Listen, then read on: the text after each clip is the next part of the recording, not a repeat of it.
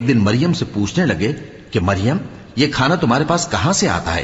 وہ بولی کہ اللہ کے ہاں سے آتا ہے، بے شک اللہ جسے چاہتا ہے بے حساب رزق دیتا ہے۔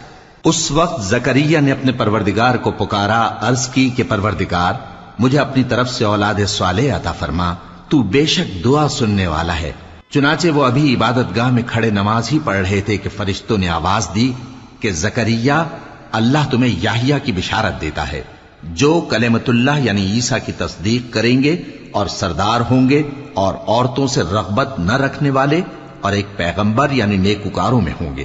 زکریا نے کہا اے پروردگار میرے ہاں لڑکا کیوں کر پیدا ہوگا کہ میں تو بڈھا ہو گیا ہوں اور میری بیوی بانجھ ہے۔ فرمایا اسی طرح اللہ جو چاہتا ہے کرتا ہے۔ زکریا نے کہا کہ پروردگار میرے لیے کوئی نشانی مقرر فرما دے۔ فرمایا تمہاری نشانی یہ ہے کہ تم لوگوں سے 3 دن